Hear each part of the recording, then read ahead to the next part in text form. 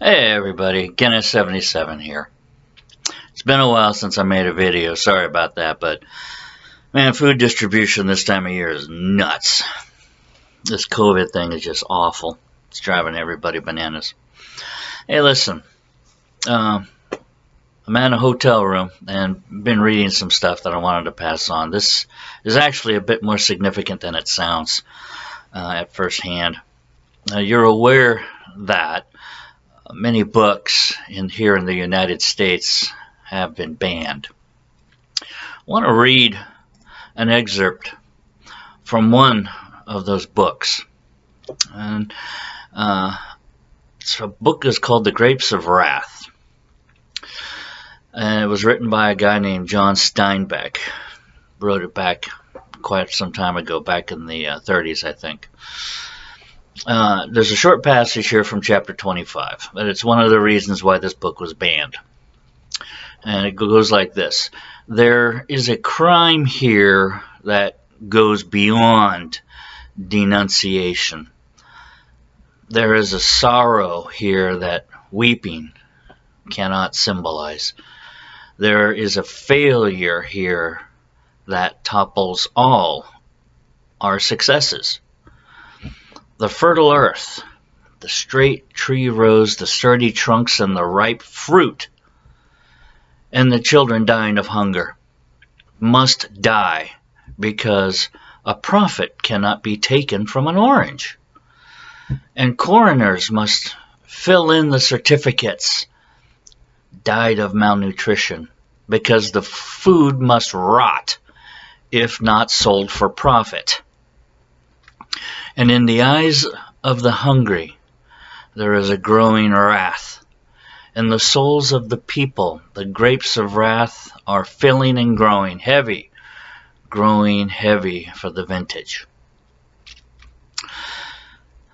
Now, what do you think Mr. Steinbeck was talking about? He's talking about profit margins.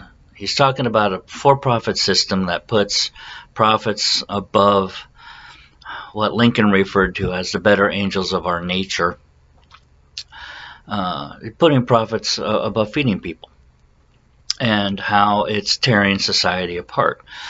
And for that passage, along with others, this book is banned in the United States. Now, why do you think that message is being suppressed, banned in the United States? Well, it's obviously going against the grain of the profit-making system in the United States. The people, the multinational corporations and banks, the ruling elite. It's going against the system. And for that, that message is being suppressed.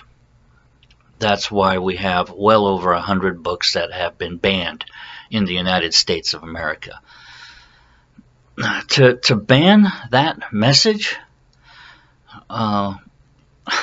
if you cannot see that there are some very serious issues and goings-ons in the back halls of power, then frankly, you need to rethink your whole standing on the nature of global interaction, the nature of society here in the West, and the purpose of our freedoms and our communication.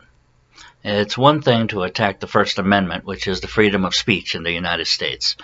If you come outright and pass a law saying that these sorts of messages cannot be spoken of in public, that's one thing, and it's going to draw probably some very heavy gunfire.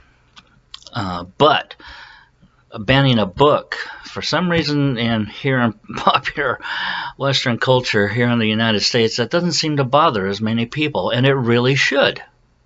It really should shake you to your core. The messages that we're passing on to our children, the messages that we're allowed to share in schools, that message is gone. They will not put that book in schools anymore. It's a sad thing. and it's an indicator of things to come. It's an indicator of change. It's proof of change, an indicator of things to come. So there's my 2 bits. I urge you to reach out to the decision makers in whichever culture and government that you are a part of, and do not let this happen. We here in the United States, this is not the only country, not the only government that has done this in recent history. There was another, World War II Germany. We knew what they were called, and we knew what they were, and we know what they were doing. History is very clear about that. Don't let that happen again. Thanks for your time, folks. You all stay safe. Thank you.